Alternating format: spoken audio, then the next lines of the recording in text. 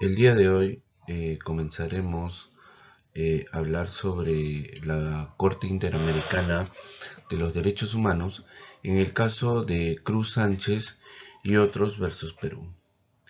Para comenzar esto vamos a tomar en consideración los hechos que conllevaron a este problema que sucedió desde comienzo de la década de los 80 hasta finales del año 2000. Se vivió en el Perú un conflicto entre grupos armados y agentes de las fuerzas policiales y militares. Entre los grupos armados del conflicto se encontraba el Partido Comunista del Perú, Sendero Luminoso, y el Movimiento Revolucionario Tupac Amaru, MRTA. Para continuar con esto es cuando se suscita el problema en la residencia del Japón, ya que se celebraba una actividad por el cumpleaños de uno de los funcionarios. En la noche del 17 de diciembre de 1996 se conmemoraba el aniversario del natalicio del emperador japonés Akihito, con una recepción en la residencia del embajador de Japón en el Perú, situada en el distrito limeño de San Isidro. Asistían aproximadamente 600 personas. Mientras transcurría la reunión, 14 miembros del movimiento revolucionario Tupac Amaru descendieron de una ambulancia con los distintivos de alerta médica, estacionada frente a un inmueble colindante con la residencia del embajador de Japón. Ingresaron al mismo y a través de un hueco que abrieron en la pared mediante cargas explosivas, entraron en la residencia, redujeron al personal de seguridad y tomaron como rehenes a los diversos invitados. Entre el 17 de diciembre de 1996 y enero de 1997, los emerretistas liberaron a la mayoría de los rehenes, quedando en la residencia 72 personas, durante el periodo comprendido entre dicha última fecha hasta la ejecución de la operación de rescate el 22 de abril de 1997. Hubo diferentes negociaciones entre el gobierno y los emerretistas. Paralelamente a esto de las negociaciones, el presidente de la República de ese entonces, el señor Alberto Fujimori, ordenó la elaboración de un plan de rescate de los rehenes que integrara a las Fuerzas Armadas y al Servicio de Inteligencia Nacional. El plan de operaciones, redactado en enero de 1997, recibió el nombre de Nippon 96. Esta operación de rescate sería conocida más tarde como Chavín de Huántar. El objetivo del plan de operaciones Nippon 96 era dominar el inmueble para capturar o eliminar a los terroristas del MRTA y rescatar a los rehenes a fin de establecer el Estado de Derecho y contribuir a la consolidación de la pacificación nacional. Para ello, según el plan, se debía disponer medidas y acciones destinadas a prevenir o neutralizar acciones terroristas y no debería cometerse ningún tipo de excesos, manteniendo un irrestricto respeto a los derechos humanos sin que esto significara dejar de actuar con energía. El 22 de abril de 1997, el presidente de la República ordenó dar inicio a la operación de rescate Chavín de Huántar, la cual se inició a las 15:23 horas de dicho día, con varias explosiones subterráneas, tras las cuales alrededor de 80 comandos integrados en los diferentes grupos de asalto ingresaron a la residencia del embajador por los accesos previstos en las puertas y paredes. La técnica utilizada por los comandos fue la de la denominación de inmuebles y rescate de rehenes, consistente en el ingreso por parejas en un recinto cerrado y registro progresivo de los ambientes, hasta obtener el control del mismo, utilizando el TIS, que es el tiro instintivo selectivo. La operación de rescate logró la liberación de los rehenes, perdiendo la vida el rehén de entonces, el magistrado Carlos Ernesto Giusti Acuña. También perdieron la vida los comandos, el teniente del ejército peruano Gustavo Jiménez Chávez y el teniente coronel del ejército peruano Juan Alfonso Valder Sandoval. Y los 14 miembros del movimiento revolucionario Tupac Amaru, y además resultaron heridos varios funcionarios estatales, entre rehenes y funcionarios. Concluida la operación de rescate, se hizo presente en el lugar el presidente Alberto Fujimori. Asimismo, las autoridades militares, los miembros del Servicio de Inteligencia Nacional, en ese caso del SIN, y los funcionarios nombrados por el Consejo Supremo de Justicia Militar, se encargaron de efectuar las acciones subsiguientes al operativo. Algunas fotografías cuando el presidente, la liberación de los rehenes y datos adicionales. Según el informe que confeccionó el comandante general de la primera división de las Fuerzas Especiales, luego de finalizado el operativo, los 14 miembros semarretistas habrían muerto durante el enfrentamiento con los efectivos militares. Sin embargo, es aquí donde comienza el problema. A partir de unas declaraciones a la prensa en diciembre del 2000 y una carta emitida posteriormente al Poder Judicial en el año 2001 por el rehén Hidetaka Ogura, quien al momento de la toma de la residencia del Japón por el MRTA fungía como primer secretario de la Embajada del Japón en Perú. Se presentaron dudas sobre las circunstancias en que murieron los semarretistas Eduardo Nicolás Cruz Sánchez, Emmaluz Meléndez Cueva y Víctor Salomón Peceros Pedraza, y si estos fueron objeto de ejecuciones extrajudiciales, lo que se examinó en el fondo de esta sentencia. Presuntamente estas 3 personas se habían encontrado en custodia de agentes estatales y al momento de su muerte no habrían presentado una amenaza para sus captores. Luego del operativo, los cuerpos sin vida de los 14 miembros del Movimiento Revolucionario Tupac Amaru habrían sido remitidos al Hospital de la Policía Nacional del Perú, en el cual no se les habría practicado una autopsia adecuada. Aparentemente horas después, los restos habían sido enterrados, 11 de ellos, NN, en los diferentes cementerios de la ciudad de Lima. El Estado peruano no habría llevado a cabo una investigación diligente y efectiva de los hechos, ni habría determinado las responsabilidades sobre los autores materiales e intelectuales de los mismos. Es aquí cuando comienza el problema, cuando introducción a la causa y objeto de la controversia. El caso sometió a la Corte el 13 de diciembre de 2011 la Comisión Interamericana de Derechos Humanos, en adelante Comisión Interamericana o la Comisión, presentó un escrito, el escrito de sometimiento, por el cual se sometió a la jurisdicción de la Corte el caso Eduardo Nicolás Cruz Sánchez y otros, contra la República de Perú. En adelante será el Estado peruano. De acuerdo con lo indicado por la Comisión, el caso se refiere a alegada ejecución extrajudicial de 3 miembros del movimiento MRTA durante la operación denominada Chavín de Huántar, mediante la cual se retomó el control sobre la residencia de la Embajada de Japón en el Perú. Según la Comisión, dicho inmueble había sido tomado por 14 miembros del grupo armado desde el 17 de diciembre de 1996 y se habrían rescatado a 72 rehenes en 1997. Presuntamente estas 3 personas se habrían encontrado en custodia de agentes estatales y al momento de su muerte no habrían presentado una amenaza para sus captores. Luego del operativo, los cuerpos sin vida de los 14 miembros fueron llevados al hospital y habrían sido dispuestos, enterrados como NN en los diferentes cementerios de la ciudad de Lima.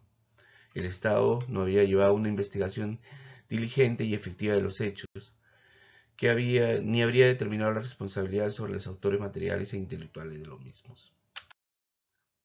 El trámite en la comisión fue el siguiente. El 19 de enero del 2003, se hizo la petición, la comenzó la Asociación Pro Derechos Humanos, APRODEJ, junto con el señor Edgar Odón Cruz Acuña, hermano de Nicolás Cruz Sánchez, y Erma Luz Cueva Torres, madre de Erma Luz Meléndez Cuevas. Presentaron la petición inicial ante la Comisión el 18 de febrero del 2005. Se acreditó como copeticionario al Centro por la Justicia y el Derecho Internacional, CEGIL. El informe de admisibilidad se tuvo el 27 de febrero del 2004. La Comisión aprobó el informe de admisibilidad. El informe de fondo se tomó el 31 de marzo del 2011. La Comisión aprobó el informe según el artículo, de conformidad con el artículo 50 de la Convención, en el cual nosotros estamos suscritos. Las conclusiones del mismo indicó que el Estado peruano era responsable, alegando cuatro factores que se vulneraba, en este caso se violó. El derecho a la vida consagrado en el artículo 4.1 de la Convención Americana en relación con el artículo 1.1, ¿no?, del mismo instrumento en perjuicio de Nicolás Cruz Sánchez, Hermaluz Meléndez Cueva y Víctor Salomón Peceros Pedraza. En este caso, el segundo fue el de los derechos a las garantías judiciales y protección judiciales, consagrados en los artículos 8 y 25 de la Convención. Incumplimiento del artículo 2 de la Convención Americana en relación a los artículos 8 y 25 de la misma. Y el derecho a la integridad personal consagrado en el artículo 5.1 y 5.2 de la Convención en relación al artículo 1.1 del mismo instrumento en perjuicio de los familiares de la víctima, que se alega habrían sido ejecutados. El fondo de la controversia, como todos lo sabemos y como lo acabo de mencionar, la Corte reiteró que la evaluación sobre el uso de la fuerza debe hacerse sobre las circunstancias y el contexto de los hechos.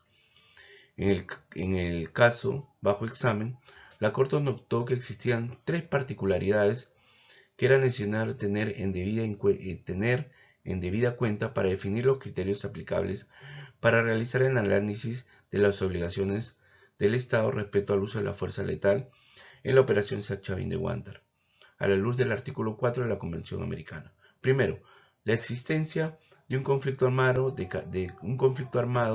de carácter no internacional.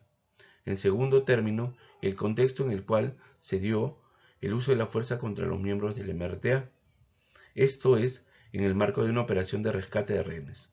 Y el tercero, que a diferencia de otros casos, las presuntas víctimas en este caso no eran civiles, sino integrantes del movimiento revolucionario de Tupac Amaru, quienes participaron en forma activa de las hostilidades.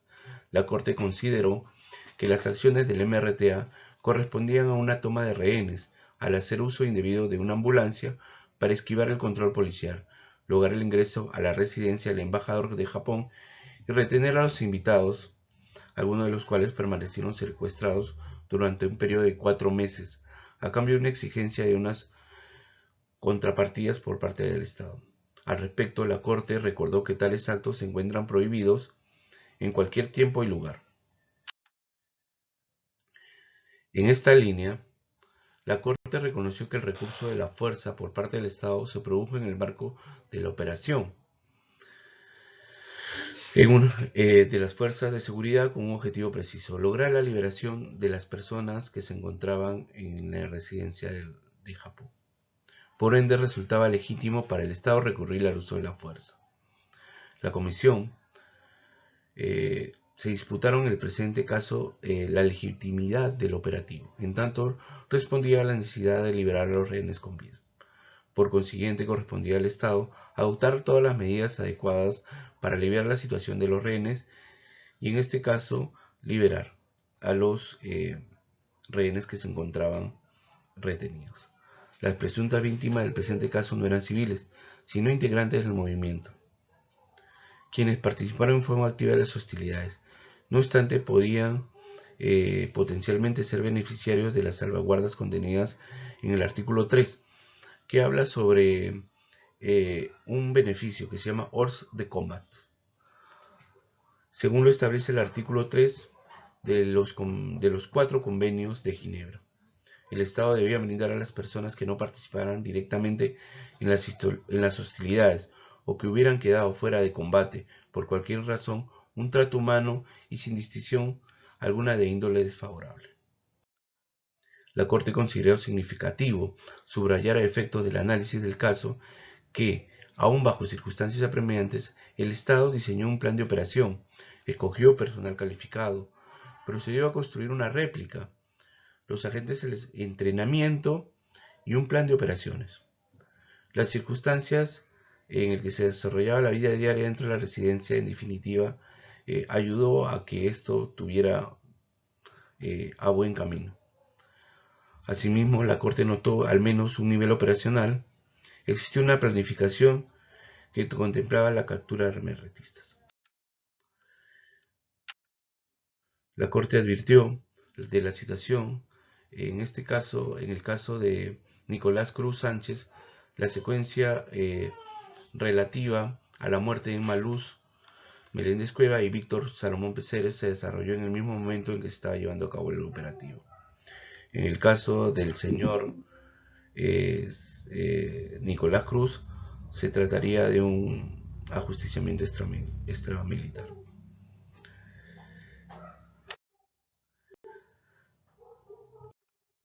En este caso, la Corte tomó varios temas en consideración para poder resolver el derecho a la vida, el derecho internacional humanitario, el deber de investigar, la adopción de disposiciones de derecho interno que ayudaban a tomar una conducta no violatoria de acuerdo a los convenios que tenemos pactados, el derecho a la integridad personal y algunos datos interesantes que voy a resaltar en este caso que ayudarían a comprender un poco más de la problemática.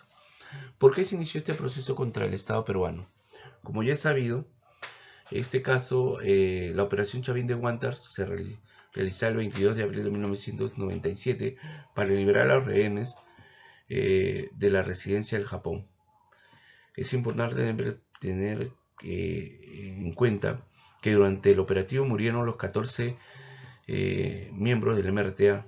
No obstante, la información disponible indica que 3 de ellos, Nicolás Sánchez Cruz, Emma Luz Meléndez Cueva y Víctor Salomón Pecero Pedraza, habrían sido detenidos y desarmados por los agentes estatales durante la operación y ejecutados extrajudicialmente, pese a no presentar una amenaza directa.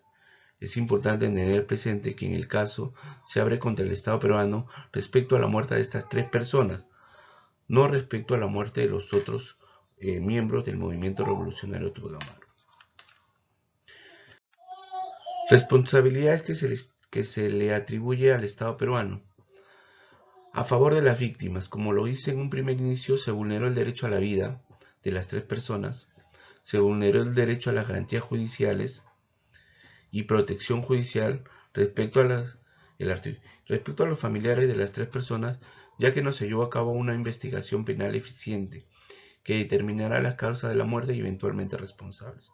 Se vulneró el derecho a la integridad personal a favor del hermano de Eduardo Nicolás Cruz Sánchez por los sufrimientos a partir de su ejecución extrajudicial y los intentos de lograr un juicio penal idóneo. El fallo de la Corte condena la operación Chavín de Huántar. No, por el contrario, resulta razonable a los ojos de la Corte Interamericana de Derechos Humanos que en el contexto del conflicto armado vivido y específicamente en el contexto de la toma de rehenes, la necesidad de una operación militar para rescatar a estas personas era idóneo. La Corte incluso señala que, de acuerdo con los testimonios brindados por los comandos, la operación no tenía como objetivo matar a los miembros del MRTA, sino rescatar a los rehenes. En ese sentido, considera que aunque puedan haberse producido muertes producto del enfrentamiento, el operativo no tenía como objetivo eliminar a nadie. Además, la sentencia no busca determinar la responsabilidad de todos los comandos, sino ordenar al Estado que realice un proceso judicial que permita llegar a la verdad de lo ocurrido. Se le atribuye responsabilidad a los comandos que participaron en el operativo. Contrariamente a lo que se ha venido señalando en la prensa, la Corte no absuelve a los comandos, pero tampoco los condena. Confía al Poder Judicial peruano la tarea de identificar quién es responsable de la muerte de Eduardo Nicolás Cruz Sánchez, pues tanto la Corte como el propio Poder Judicial coinciden en que se trató de una ejecución extrajudicial. Según la Corte, ¿cuál es la diferencia entre el caso de Eduardo Nicolás Cruz Sánchez y por otro lado lo del Irma Luz Meléndez Cueva y Víctor Salomón Peceros? En relación con la muerte de Nicolás Cruz Sánchez respecto a los sufrimientos de su hermano y la demora en los procesos penales, la Corte Interamericana condena al Estado y ello debe ser asumido por el gobierno. Por otro lado, sí es cierto que la Corte considera que el respeto a las otras personas no es posible acreditar la ejecución extrajudicial, pero ello de ninguna manera resta responsabilidad internacional. Es más, de acuerdo a lo señalado en la sentencia, el 6 de diciembre de 2011, el Estado peruano efectuó un reconocimiento parcial de responsabilidad internacional, en donde acepta las demoras en el procedimiento judicial de los hechos. El Estado, en este caso, tomó la consideración necesaria de adoptar estas medidas. Gracias por su tiempo.